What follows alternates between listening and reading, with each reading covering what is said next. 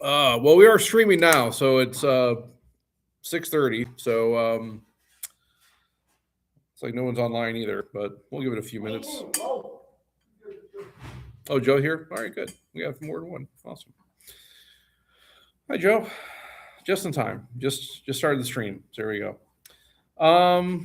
Yeah, floor is open. Anyone have any questions or whatever? Want to discuss anything? Okay, I got a full mouth. Fine. But I'm so sorry. All good. It seems during the weekdays when I am in Mass, I'm with the varsity and they do the antiphon. You know, the varsities, they're good, right? Yeah. They know yeah. all the plays. They've been watching the playbook Right. for years. Right. So the entrance antiphon and the communion antiphon Correct. are always said during the week. Is there a reason why they're not said on the weekend, or is it just people? Yeah, not no, involved? that's good. No. So what the general instruction of the Roman Missal states about this is that even the Missal says this in the rubric, is that the antiphon should be said if there's no music accompanying. So in other words, like for instance, you notice like during Lent, we have been singing the antiphon, then goes into the hymn. That's kind of going above and beyond, right? You don't necessarily have to do that, but you should do one or the other. So in other words, if you don't have a hymn to start the Mass and the procession, you should at least say the antiphon, or properly should chant it. Not many people like chanting or can chant, so it's like more just say it, right? That's more pastoral application.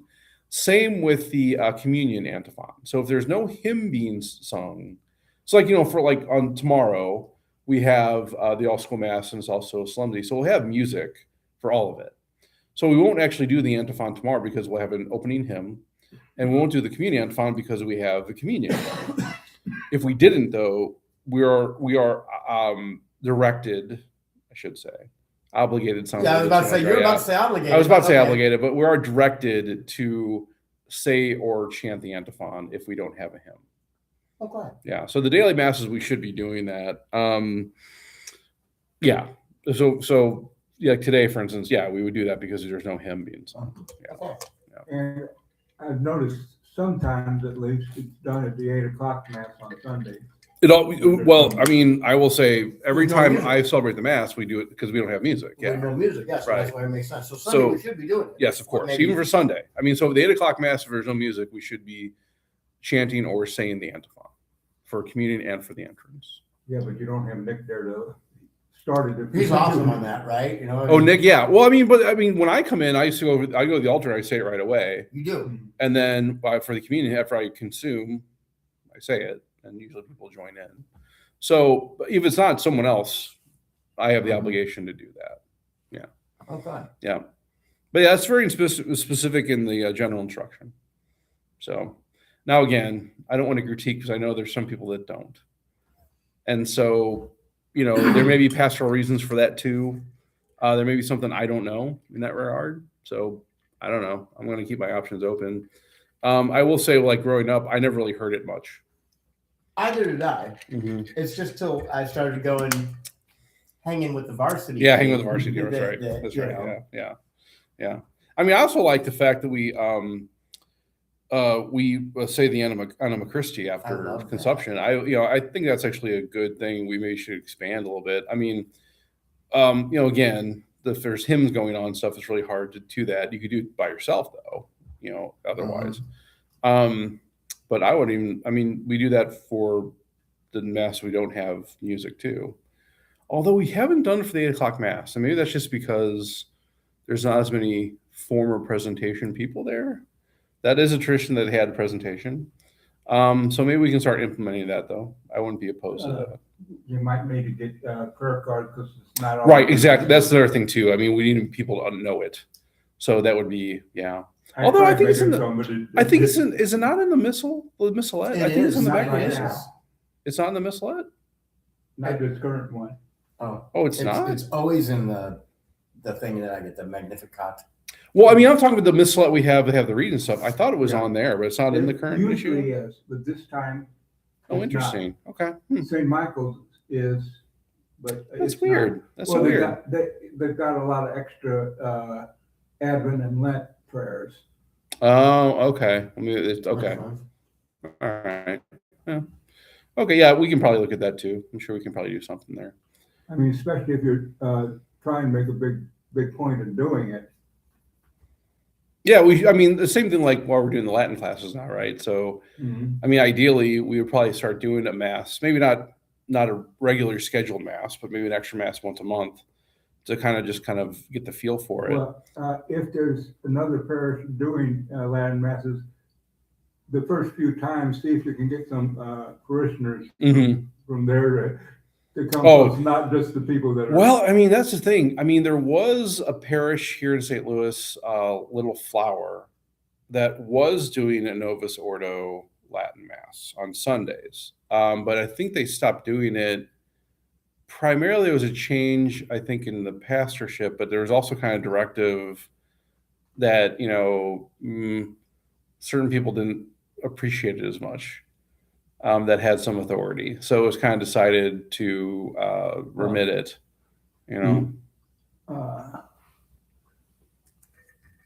You might check and see if there's a few people that were involved. Yeah, maybe. I don't know. Like I say, it's. Well, they might like the opportunity too. Yeah, I would like. How should I put this? I don't really want to advertise it much. I understand I'm saying that as I'm putting it on the internet. I mean, okay, sure. But I think it's good to know these things first. And so like we started doing this in my former parish at St. Gabriel, and like we would have a class every week. We just kind of again get the rhythm of the speech, the rhythm of like the words, and then we started having masses. And usually I try to schedule them around like times of, whether it be a saint's day or like a holy day, sometimes a solemnity, to kind of get the fullness of it. Because again, repetition is really key. And I mean, the first few times, yeah, it was a little bit more. It was probably just me saying a lot of the words, maybe no one other person. But as time went on, you saw more and more people would engage with it, right? And so even I would reach out to like former parishioners or parishioners from those parishes where they used to have it. There's no guarantee they would come A, and B. I don't want to get hopes up of people. So what you start dealing with is different personalities, different parishes.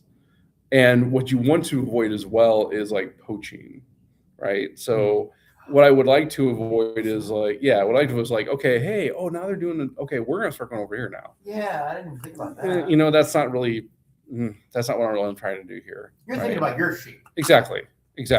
This is being for the benefit of my flock, right? Or I should say, this is my stewardship. Jesus' flock, my stewardship, right? So, yeah. Which again, that's why it takes a little time to get all these down, right? Yeah. So that I'm not planning to do one like tomorrow.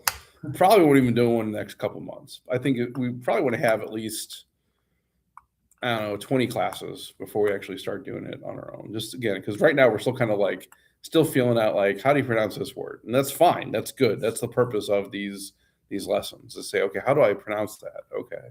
How do I say that? What does it mean? Okay, here's where we can find that. It's good to have that understanding first before we do anything for real, so to speak, right? So right now it's good. You can't screw up. It's fine. It's not that you can't screw up even during a mass. It's just that it's better for people to know what they're doing, right?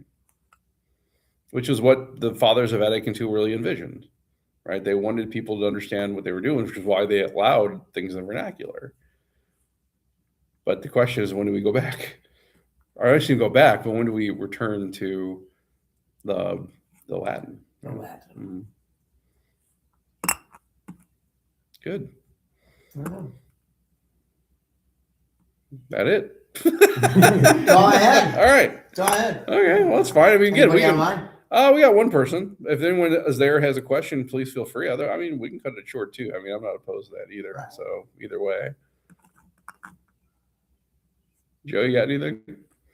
I'm thinking. Okay. Definitely smell burning. I will say, starting now, for those who don't know, we are in the Solemnity of the Annunciation. So what that means, practically speaking, for faithful Catholics is today is a reprieve day. So in other words, if you, let's say, you gave some... told told me that I could have been drinking Monsters all day. Yeah. Right? Well, I mean, no, starting now. Oh, okay. Evening. So Evening. yeah, Okay, so the okay. 25th is the Feast of the Annunciation, but of course we understand liturgically these solemnities, whether it be Sunday, whether it be holy days of obligation, even days like today, they start the evening of the day before, right? Right. So right now it's 5:00, provided you've prayed evening prayer, which I have. You are now in the solemnity of the Annunciation. So what that means again is you can, if you give up something for Lent, let's say chocolate. Donuts or Donuts. You can have chocolate. You can have donuts. You can have Monsters, right? like you can do Monsters, exactly. Red Bulls, Oh, it's yeah. funny. We have a young man living here. His name Julio. He's a Newman Center student. He's a mechanical engineer, studying mechanical engineer, and he loves Monsters. I always give him trouble about that because he's like, well, you should get that for Lent. It's like, no, I'm not okay with it. Whatever. It took a lot of thinking. I tell you, yeah. Hey, look, whatever you want to do, it's fine. So yeah, no, if you get Monster, you have Monster today. You have Monster through Awesome. tomorrow, if you'd so desire. Even if today were to fall on a Friday, the obligation to abstain from meat would be omitted. After So your evening prayer, the fountain. right. So if today were a Friday, right now you could have meat if you wanted to. Right. So again, these are not something that's obligatory. It's not like you have to. But again, it's like a Sunday. It's like, hey, we celebrate something different today, regardless of season, namely the incarnation of Christ. And can't fast when you feast. You shouldn't fast on feast days or feast on fast days. And today is a feast day. So don't go crazy, but hey, you can relax some of your practices. That'd be fine. Awesome. Yeah. What's so funny? We've got the soup kitchen tomorrow. Oh yeah. So we're gonna have a good day of a party. Maybe bring up some cookies or something for everybody. It'd be fine. That'd be nice. Yeah, that's cool. Yeah. So we had another one last week on the 19th, which was Feast St. Joseph. So those are kind of the usual ones we have every Lent. Yeah. They don't get too much. Sometimes you'll have the Chair of St. Peter on February 22nd, if that falls during Lent. But this year was a Sunday, so it didn't matter anyway. Yeah.